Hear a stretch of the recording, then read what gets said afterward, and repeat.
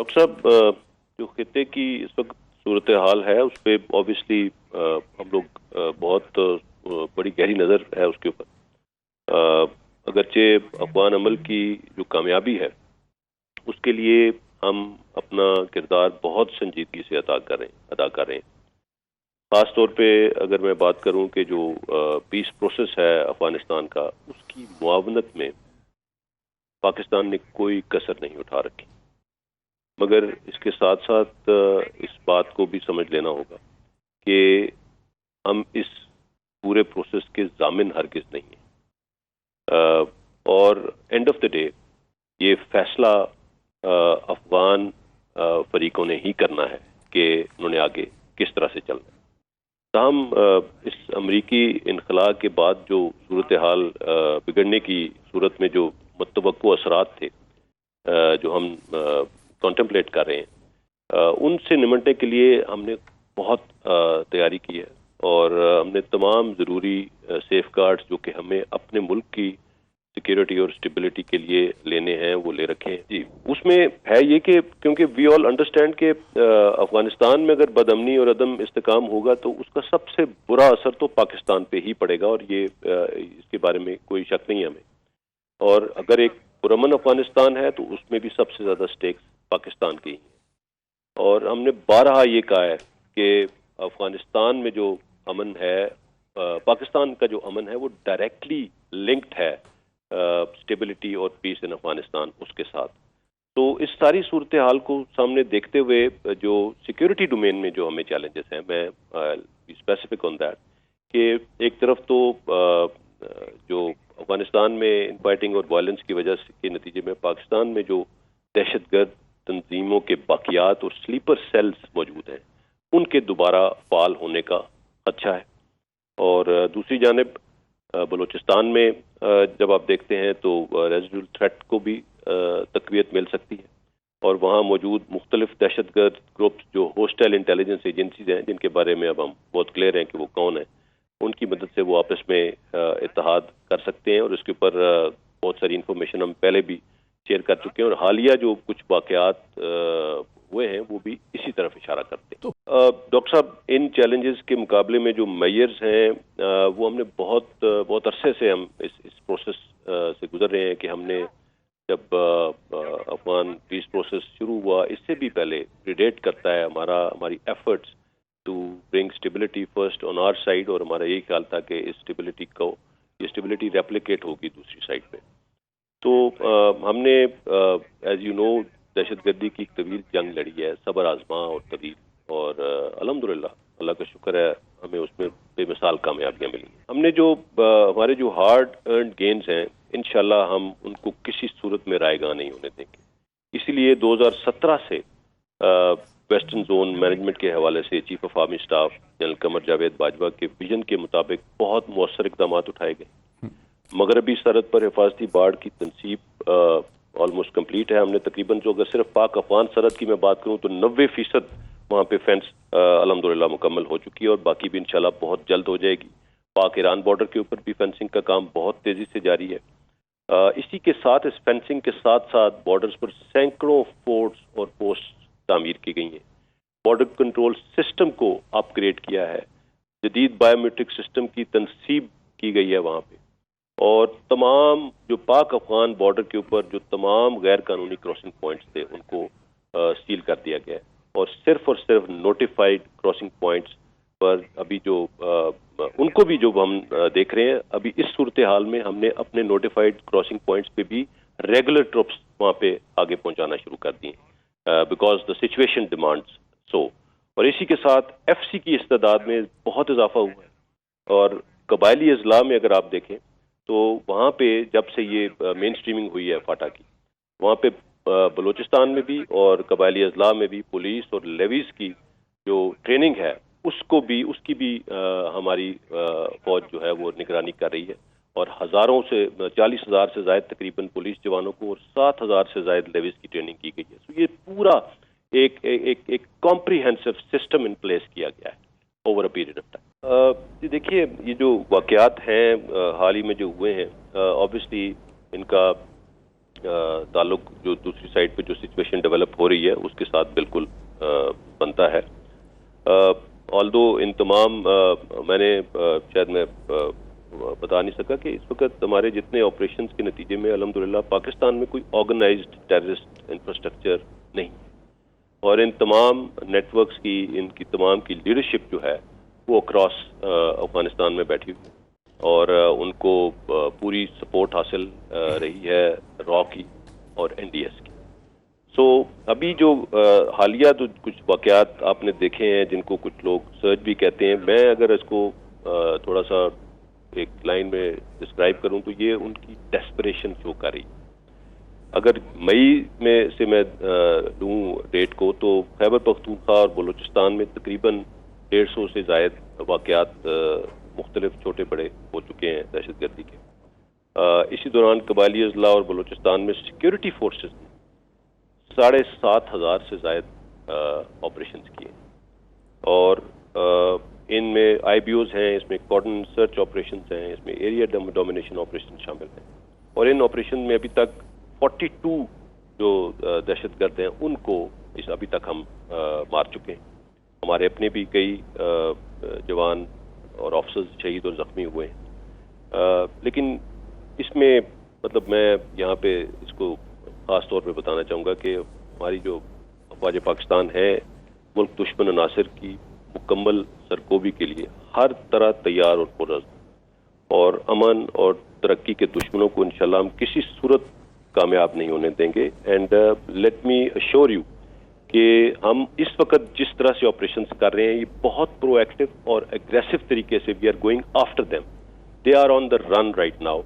और जब आप एग्रेसिव होते हैं when you go after them तो ऑब्वियसली इस एग्रेसिव पोस्चर में कैजुअलिटीज अपनी भी होती हैं और इसी दौरान हमारी जो कैजुअलिटीज हुई हैं, लेकिन अल्हम्दुलिल्लाह हमारे बहादुर ऑफिसर्स और जवान इन दहशतगर्दों को ख़त्म करने तक दम नहीं लेंगे इंशाल्लाह। और हमारे officers are leading all the operations from the front और एंड यू कैन सी कि किस तरह से ये प्रोग्रेस चल रही है and we are going after them and इंशाल्लाह will not let them have any risk. इस पे अफगानिस्तान के बारे में तो मैं कमेंट नहीं करना चाहूँगा। Laser said the better it is. जिस तरह से वहाँ पे रहा, मैं पाकिस्तान के बारे में ये ज़रूर बता सकता हूँ आपको कि जो पिछले 20 साल में पूरी कौम की सपोर्ट के साथ हमने जो दहशतगर्दी के ख़िलाफ़ कामयाब जंग लड़ी उसमें हमने मोर देन 86,000 कुर्बानियाँ दी, 86,000 से ज़्यादा, और मजमूई तौर पे शायद 152-153 बिलियन डॉलर्स का नुकसान उठाया हमने, हमारी इकॉनमी ने पाकिस्तान की।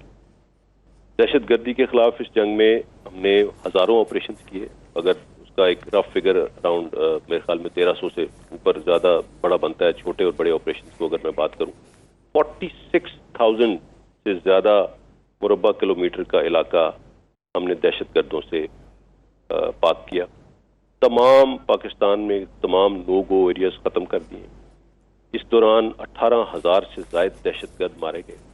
कोई 450 टन से ज़ायद बारूदी मवाद जो है वो हमने तहवील में लिया और अब तक हज़ारों की तादाद में लाखों की तादाद में IPOs हो चुके हैं। इसके नतीजे में अल्हम्दुलिल्लाह मैं बड़े वसूख से ही कह सकता हूँ कि आज पाकिस्तान में कोई ऑर्गेनाइज्ड टेररिस्ट इंफ्रास्ट्रक्चर मौजूद नहीं है। और रद्दुल फसाद जब हमने शुरू किया, रद्दुल फसाद का जो बुनियादी विजन भी यही था कि ताकत का इस्तेमाल सिर्फ रियासत का प्रोगेटिव है। यही विजन था जिसके तहत जनरल कमर जावेद बाजवा ने पूरे पाकिस्तान के तूलो अर्ज पे ये रद्दुल फसाद ऑपरेशन शुरू करवाया। और काइनेटिक डोमेन के साथ साथ हमने लीगल लॉफेयर डोमेन में भी इंतहाई मौसर इक़दाम उठाए।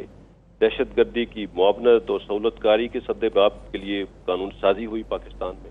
और इसके अलावा दहशतगर्दी के खात्मे के हवाले से मुख्तलिफ ममालिक और बैनुल अक़वामी जो इदारे हैं उन्होंने पाकिस्तान की मुआवनत और खित्ते में अमन के लिए पाकिस्तान का जो कलीदी किरदार रहा, जो तामीरी किरदार रहा, उसको एक्सेप्ट किया, उसको एक्नॉलेज किया है। और यही चीज़ अगर मैं इसको एक्सटेंड करूँ जो मुकम्मल खात्मा जो हमने दहशतगर्दों का किया है, ये जो मगरबी सरहद की फेंसिंग है वो अफगानिस्तान की सिक्योरिटी के लिए भी اتنی ہی فائدہ مند ہے جتنی پاکستان کے لیے. ہم نے چیف آف آرمی اسٹاف نے اس کو فینس آف پیس کہا ہے. یہ کسی کو ڈیوائڈ نہیں کر رہی, یہ فینس پیس کو پروموٹ کرے گی انشاءاللہ, اور جو غلط فہمیاں ہیں ان کو ختم کرے گی. جو ہمارے اقدامات ہم نے اپنی سائڈ پہ لیے ہیں, اور پاکستان میں جو بدامنی پھیلانے والے عناصر ہیں وہ افغانستان کی سرزمین سے آپریٹ کرتے ہیں, اور انشاءاللہ نہ ہم اپنی سوائل کسی کے خلاف استعمال ہونے دیں گے, اور نہ ہم یہ ایکسپیکٹ کرتے ہیں کہ کسی اور کی سوائل ہمارے خلاف. دیکھیے ہندوستان کا انفلوئنس تو افغانستان میں بہت زیادہ ہے, اور انہوں نے اس انفلوئنس کا استعمال بھی کیا ہے.